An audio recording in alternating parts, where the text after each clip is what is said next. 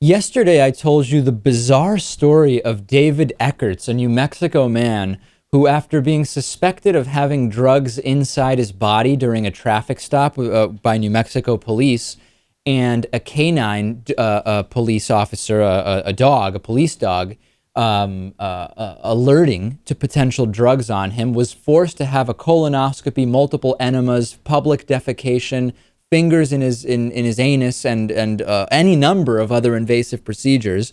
We thought this is a crazy isolated incident. It turns out we were wrong. At least one other man is now saying that in New Mexico he was forced to undergo invasive bodily searches for drugs after a traffic stop involving the same police dog and the same hospital. Raw Story is reporting about this.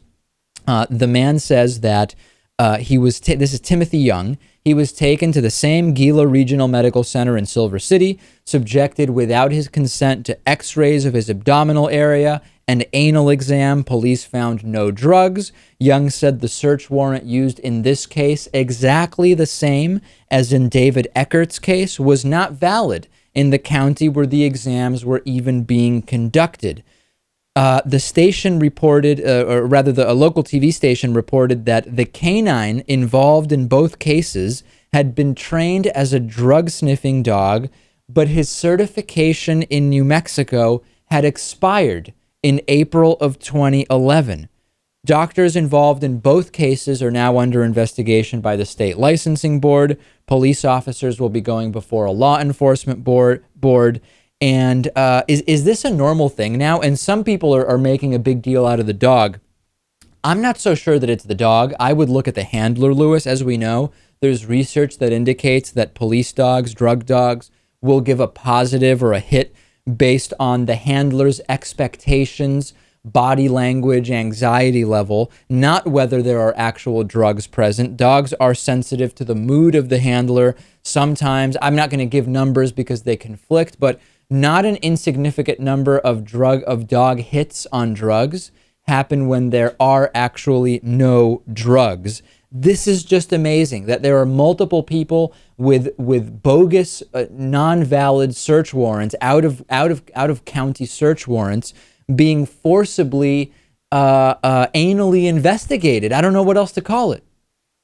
Yeah, I mean, the dog thing, obviously, it goes without saying that this dog should not have been in use. I mean, I don't really know much about certifications and if this dog was deemed incompetent at some point or unable to accurately sniff for drugs, but we know about their effectiveness.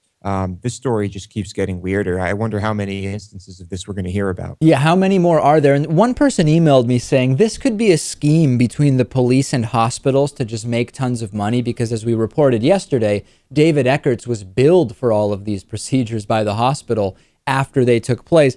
I don't think so. We don't have any evidence of that. It almost would be more logical. It would be a more logical explanation than the police really thought it was logical to have 3 forced enemas, anal exams with fingers, x-rays, and colonoscopy. It almost makes more sense that it's a scheme to steal money, but we have no evidence of that right now.